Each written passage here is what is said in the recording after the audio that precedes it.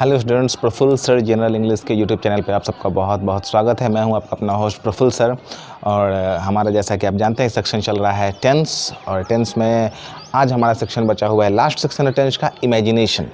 तो आज हम लोग इमेजिनेशन को देखेंगे। ये टेंस का लास्ट सेक्शन है। इसके बाद हम लोग टेंस के क्वेश्चंस पे आएंगे और लगभग सारे वीडियोज़ टेंस के आ चुके हैं। आप सभी वीडियोस को ठीक से देखिए, आपका टेंस का कॉन्सेप्ट काफ़ी हद तक क्लियर हो जाएगा। बाकी तो प्रैक्टिस पर निर्भर करता है। तो चलिए हम लोग आते हैं। आज का हमारा टॉपिक है इमेजिनेशन, कल्पना। ठीक है, ध्यान से देखा जाएगा। इमेजिनेशन, पहले इस चीज़ को समझिए। ये समझना ज़्यादा इम्पॉर्टेंट है कि इसका यूज हमें कहाँ करना है। मैं आपको दो वाक्य देता हूँ, ठीक है, ध्यान से देखा जाएगा। कल्पना, ठीक है, सर मैं इसे ऐसे लिख देता हूँ, कल्पना। ठीक है, चलिए मैं दो वाक्य लेता हूँ इफ़ से। अब चीज़ों को समझा जाए। इफ़ का अर्थ होता है अगर।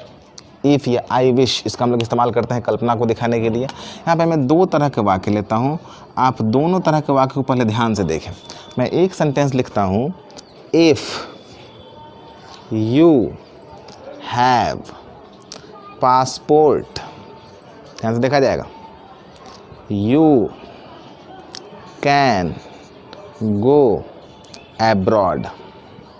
अगर आपके पास पासपोर्ट है तो आप बाहर जा सकते हैं, विदेशों में जा सकते हैं।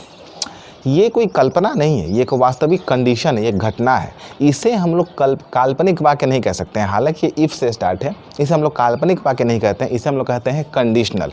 तो ये जो घटना आपको यहाँ दिखाई पड़ रही है, इसका नाम है कंडीशनल। ध्यान से देखा जाए, मैं यहाँ पे लिख देता हूँ कंडीशनल, CONDITIONL। ये कंडीशनल है, ठीक है। इसे हम लोग कहते हैं शर्त। अगर आपके पास पासपोर्ट है तो आप बाहर जा सकते हैं। अगर आपके पास इतने मार्क्स हैं तो आप यहाँ जॉब के लिए अप्लाई कर सकते हैं। अगर तो वहाँ पे इफ़ का प्रयोग करेंगे। ये एक अलग घटना है। ये हम लोग इसके नियम अलग तरीके से पढ़ते हैं, जो टेंस में काफ़ी हद तक चर्चा की गई है। ये आज का टॉपिक नहीं है। हमारा आज का टॉपिक है, आप दूसरी तरफ गौर से देखा जाए, ध्यान दिया जाए यहाँ पर क्या लिखा जा रहा है। मैं एक सेंटेंस लिखता हूँ, ध्यान से देखा जाएगा। If I were a bird I would fly in the sky। ध्यान से देखा जाएगा। अगर मैं चिड़िया होता तो मैं आकाश में उड़ता। ये कल्पना है। ये जो सेंटेंस आप देख रहे हैं, क्योंकि ये कोई शर्त नहीं है, संभव नहीं है। ये बिल्कुल संभव है। अगर आपके पास पासपोर्ट है, बाहर जा सकते हैं, इसमें किसी कल्पना की बात नहीं है। लेकिन ये जो वाक्य है, ये बिल्कुल संभव नहीं है। ये एक आदमी कल्पना कर रहा है। अगर मैं भगत सिंह के साथ पढ़ा होता, ठीक है, अगर कोई बोलता है अगर मैं अमीर होता, कोई बोलता है अगर मैं चिड़िया होता, अगर मैं राजा होता, ये संभव नहीं है। ये एकदम काल्पनिक वाक्य है, हाइपोथेटिकल सेंटेंस है। तो इसे हम लोग कहते हैं इमेजिनेशन। हमारा आज का टॉपिक यही है। तो सबसे तो पहले इंपॉर्टेंट बात ये है कि आप इस दोनों में कंफ्यूज होना बंद कर दीजिएगा। मैं जो भी रूल बताऊंगा वो इसके लिए बताऊंगा। ये एक अलग वाक्य है, आप उस रूल को यहाँ पे अप्लाई नहीं करेंगे, ठीक है। तो सबसे पहली बात, ये आपके सेंस पे साफ साफ तौर पे क्लियर है। सबसे पहले यहाँ समझना बहुत ज़्यादा ज़रूरी है। अब मैं आता हूँ यहाँ पे इमेजिनेशन। तो अब मेरे ख्याल से आपको समझ में आ गया होगा इमेजिनेशन क्या है और हमारा कंडीशन क्या है। क्लियर है। सबसे पहले ये आप नोट कर लेंगे, इमेजिनेशन और कंडीशन। हमारा टॉपिक क्या है? इमेजिनेशन। क्लियर है, जो वास्तव में संभव नहीं है।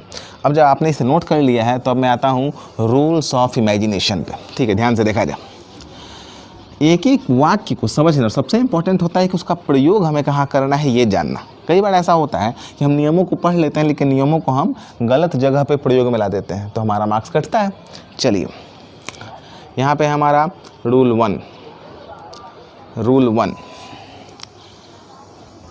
ध्यान से देखा जाएगा। इमेजिनेटिव सेंटेंसेस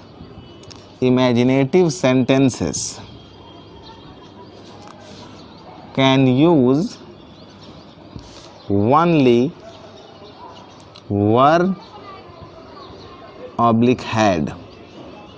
गौर से देखा जाएगा। क्या मैं लिखना चाहता हूँ, मैं आपको समझाता हूँ।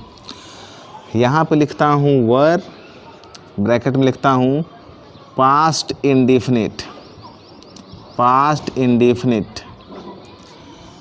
तो यहाँ पे दूंगा प्लस वुड। देखिए, आपने देखा कि चूंकि इमेजिनेशन तो उसमें इफ़ लगा हुआ रहेगा। इफ़ एक तरह का कंजंक्शन है, तो वाक्य में कम से कम कितने क्लॉज होंगे? 2 क्लॉज होंगे। तो पहला क्लॉज में अगर वर्ड लगा है, यानी कि वो पास्ट इंडेफिनिट में है, तो दूसरे क्लॉज में क्या लगा रहेगा? वुड। ठीक है। और दूसरा क्लॉज है जब उसमें हैड लगा रहेगा, हैड प्लस वर्ब 3, ये क्या हो गया?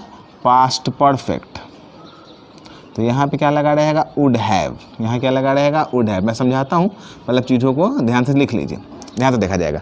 दो कंडीशन है, कंडीशन 1 और कंडीशन 2। ध्यान से देखा जाए, imaginative sentences can use only word या हैड। अगर आप दुनिया में कोई भी काल्पनिक वाक्य देख रहे हैं तो उसमें आपको सब्जेक्ट के बाद 2 ही तरह के वर्ब दिखेंगे, या तो वर्ड दिखेगा या हैड दिखेगा। दूसरी भाषा में या तो आप वहाँ पे सिर्फ पास्ट इंडेफिनिट सेंटेंस देखेंगे, या आप वहाँ पे पास्ट परफेक्ट सेंटेंस देखेंगे। पास्ट इंडेफिनिट या पास्ट परफेक्ट, दोनों का स्ट्रक्चर आपको पता होना चाहिए। अब आप बोलेंगे पास्ट इंडेफिनिट में तो वाज वेयर आता ही नहीं है, तो वहाँ पे वर्ब मेन वर्ब के रूप में काम कर रहा है। ठीक है, वहाँ पे वर्ब मेन वर्ब के रूप में काम कर रहा है, वर्ब के दूसरे रूप में काम कर रहा है। क्लियर है? दोनों घटना को देखा जाएगा। जैसे मैं एग्जाम्पल लेता हूँ, एग्जाम्पल 1 आपको समझ में आ जाएगा, जो मैंने अभी लिखा था। If I were a bird, ठीक है, आई would fly. If I were a bird I would fly. ध्यान से आप देख रहे हैं, यहाँ पे आप गौर से देखिए, समझने का प्रयास कीजिए। यहाँ पे इफ़ लिखा हुआ है, आई वर अ बर्ड। इस वाक्य में सब्जेक्ट क्या है, आई, वर्ब क्या है, वर अ बर्ड। अगर वाज वर्ड के बाद ING आएगा तो ना वो कंटिन्यूअस होगा सर, यहाँ तो यही मेन वर्ब है, तो यहाँ पे क्या हुआ, वर्ड हो गया। तो देखिए आगे क्या लगा हुआ है, वुड। यहाँ वुड हैव लगा हुआ रहेगा तो गलत हो जाएगा। मैं एक और एग्जाम्पल आपको लेता हूँ, ध्यान से देखिएगा। If I had taught you, if I had taught you, you would have passed the examination. मैं एग्ज़ाम लिखता हूँ, आप एग्जामिनेशन समझ लीजिएगा। अगर मैंने तुम्हें पढ़ाया होता तो तुम परीक्षा पास कर गए होते। ध्यान से देखा जाएगा। If I had taught you, आप देख रहे हैं, if I had taught you, यहाँ पे आई सब्जेक्ट है, हैड टॉट पास्ट परफेक्ट हो गया, ठीक है, ऑब्जेक्ट हो गया। यहाँ पे क्या लगा गया, would have passed the examination. समझ में आ गया? मैं इसी दो स्ट्रक्चर की बात कर रहा था। या तो वो पास्ट इंडेफिनिट में होगा तो आपको आगे वुड से पेयर करना होगा, या वो पास्ट परफेक्ट में होगा तो आपको आगे वुड हैव से पेयर करना होगा। दो ही चीज़ों का ध्यान रखना है, तीसरे कंडीशन को इसमें नहीं होता। इसीलिए हम लोग कई बार ऐसा कह देते हैं कि इफ़ के बाद, ध्यान से मेरी बात को समझिएगा, ध्यान से, कन्फ्यूज नहीं होना है यहाँ पे। इफ़ के बाद या तो वर्ड होगा या हैड होगा, ये हम लोग शॉर्टकट में कह देते हैं। वास्तविक घटना वो है कि इफ़ तो पहले वहाँ कल्पना की बात हो रही है, कंडीशन की बात नहीं हो रही है। कंडीशन में ऐसा कोई नियम नहीं है, कल्पना की ही बात कर रहे हैं। तो वर या हैड ये शॉर्टकट बोलने का तरीका है। वास्तविक टेक्निकल सेंटेंस होना चाहिए कि या तो प्रेजेंट इंडेफिनिट होगा या प्रेजेंट परफेक्ट होगा, सॉरी, या तो पास्ट इंडेफिनिट होगा या पास्ट परफेक्ट होगा। आपको वाक्य के स्ट्रक्चर को गौर करना है, पास्ट इंडेफिनिट या पास्ट परफेक्ट, इस दो ही स्ट्रक्चर में आमतौर पर इस सेंटेंस को हम लोग लिखते हैं। जब आप पास्ट इंडेफिनिट लिखेंगे तो वुड से पेयर करेंगे, पास्ट परफेक्ट लिखेंगे तो वुड हैव से पेयर करेंगे। क्लियर हो गया? इसमें कोई कन्फ्यूज़न नहीं है। इस पर कुछ क्वेश्चंस और आएगा तो हम लोग आगे क्वेश्चंस को देख लेंगे। क्लियर है? आप इसे नोट कर लेंगे। अभी इसमें हमारा ये पहला कंडीशन हुआ, रूल 1 हुआ, रूल 2, रूल 3, रूल 4 अभी बाकी है हमारा। चलिए आप इसे नोट कर लीजिए। हम लोग आते हैं अपने नेक्स्ट रूल पे। इमेजिनेशन बहुत ही आसान सेक्शन है, हम लोग उसे बहुत ही ईजी में पढ़ सकते हैं, इसमें कुछ ज़्यादा है नहीं। और चूंकि इसे टेंस के साथ पढ़ लिया जाता है तो ये एक आसान सा हिस्सा बन जाता है, क्योंकि आप लोग अभी जस्ट पढ़ के आए हैं कि वुड के साथ पेयरिंग हमारे सिंपल पास्ट की होती है, पास्ट परफेक्ट के साथ वुड हैव का प्रयोग होता है। ये सब आप लोग जस्ट पढ़ के आए हुए हैं। पेयरिंग ऑफ सेंटेंस में भी आपने देखा है, लास्ट वीडियो में भी इस पर बहुत चर्चा हुई थी। अब चलिए हमारा है रूल 2। रूल 2 देखिए क्या कहता है। इफ़ can be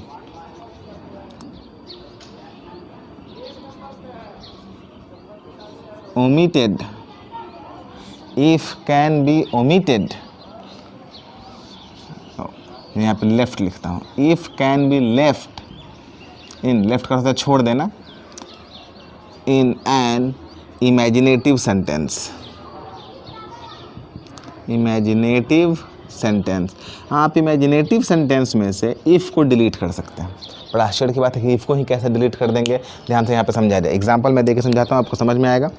जैसे मैंने वीडियो लिखा, सॉरी सेंटेंस लिखा, if I were a bird I would fly. ध्यान से देखा जाएगा। दोनों एग्जाम्पल ले सकते हैं, वर का भी ले सकते हैं, हैड प्लस वर्ब 3 का भी ले सकते हैं, कोई फ़र्क नहीं पड़ता। मैं इस वाक्य में से इफ़ को गायब कर दूँगा, इफ़ को गायब कर दूंगा तो भी वाक्य बन जाएगा। जैसे एक सही वाक्य है, मैं इसको ऐसे भी लिख सकता हूँ, इफ़ को गायब कर दूंगा और ये हेल्पिंग वर्ब आगे लेके आ जाऊंगा। तो अगर मैं वाक्य ऐसे लिख देता हूँ, वर, ध्यान से जगह इफ़ गायब हो गया और वर को मैंने आगे लेके आया, were I a bird I would fly. देखिए ये भी वाक्य सही है, बिल्कुल सही है और बिल्कुल इमेजिनेटिव सेंटेंस है, कल्पना है। मैं ऐसे लिख सकता हूँ, had I taught you, you would have, you would have passed. ध्यान से देखा जाएगा, ये भी वाक्य पूरी तरह सही है। इफ़ को गायब कर दिया गया और हैड को आगे लेके आ गया। तो अगर if can be left in an imaginative sentence, काल्पनिक वाक्यों में इफ़ को आप छुपा सकते हैं, छोड़ सकते हैं। बस ये चीज़ आपको यहाँ पे जान लेना होगा। यहाँ ब्रैकेट में लिखता हूँ, in this condition put helping verb, HB करते हैं यहाँ पे क्या है, हेल्पिंग वर्ब बिफोर सब्जेक्ट। ऐसे कंडीशन में हेल्पिंग वर्ब को कहाँ रख देना है, आपको सब्जेक्ट के पहले रख देना है और वाक्य पूरी तरह सही हो जाएगा। इसमें किसी तरह का कोई कन्फ्यूज़न नहीं है। तो आप इफ़ लगा के लिखिए या फिर विदाउट आप इफ़ भी यहाँ पे लिख सकते हैं, कोई कन्फ्यूज़न नहीं है। क्लियर हो गया। तो आपका 2 रूल यहाँ पे क्लियर है, कंप्लीट है। चलिए तीसरा रूल बहुत ज़्यादा इंपॉर्टेंट है इसका, ठीक है। थोड़ा सा आपको इस पर ध्यान देना होगा, थोड़ा सा कन्फ्यूज़ भी आप यहाँ पे हो सकते हैं। फोकस्ड हो में ध्यान से पढ़िएगा। यहाँ तक आप पहले नोट कर लीजिए। चलिए क्लियर है, आपने लिख लिया। चलिए मैं सिर्फ ये रूल यहाँ मिटाता हूँ, आप ध्यान से देखा जाएगा, ठीक है।